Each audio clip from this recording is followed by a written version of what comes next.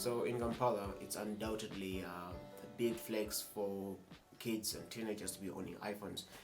So if you're on Android and you really love to switch to iPhone, here's like a list of here's a list that you'd consider to pick from. So number one is the iPhone 8 and 8 Plus. To be honest, the only reason why I put this on the list is because it can support iOS 16, and the only possible reason you should get it, it's because it's cheap. 900,000 if you're getting a used new phone, or cheaper if you're getting a used one, depending on which part of Kampala you're getting it from. It still has a good camera, but it kind of lays low on performance with the A11 Bionic.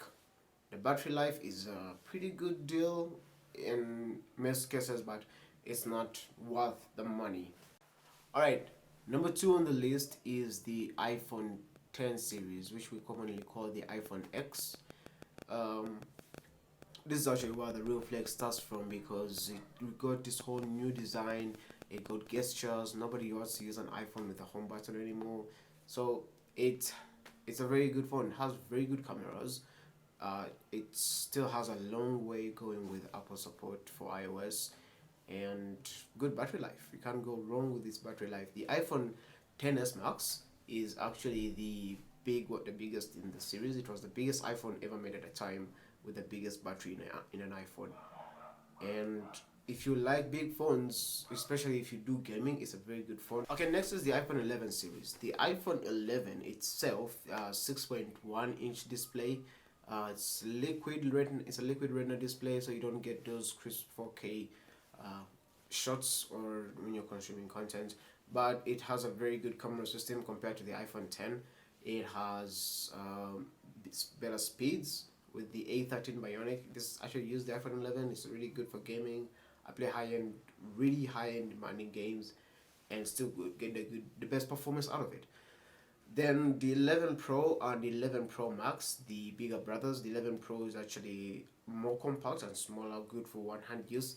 The Pro Max, on the other hand, is big, 6.5 inches, and bigger battery life. More battery life, because it has a bigger battery, and it has the Pros have the 2x option for a lens. Yeah, but if I'm personally to give you a recommendation between the three phones, I'd give you the iPhone 11 or the 11 Pro. The 11 Pro do have better displays, but you'd be paying too much money to get the Pro Max other than a Pro, or just enough money to get an 11.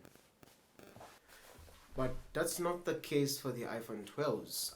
In the iPhone 12, Apple ramped up the RAM to 12 gigs, which made the iPhones faster and gave them this great new design from the iPhone 4 and 5, the sharp edges, making them more beautiful than they ever were. The iPhone 12 mini was much smaller and more compact. Then for the big boys, the iPhone 12, the Pros, they had better displays and bigger displays. They had the biggest sensor in a camera, which made them the best camera option you could ever pick from a smartphone market. And the iPhone 12 Pro Max was the biggest iPhone ever made, with 6.7 inches. Okay, on to the iPhone 13 series. The iPhone 13 was Apple's big game changer with a smaller notch and better battery life. They had better cameras with cinematic mode, and the iPhone 13 Pros had even better cameras than the 12s, the 12 Pros. The display was even better with ProMotion, where the refresh rate would go as low as 10 Hz and as high as 120 Hz. Okay, lastly is the iPhone 14, and just one word, the dynamic island, Apple's biggest sell point in the iPhone 14 Pro and the Pro Max. The iPhone 14 is nothing less similar to the iPhone 13, just slightly better camera and worse battery life.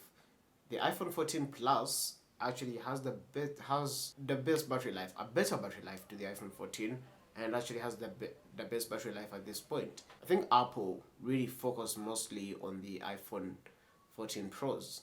So please tell me, which option are you taking down in the comments?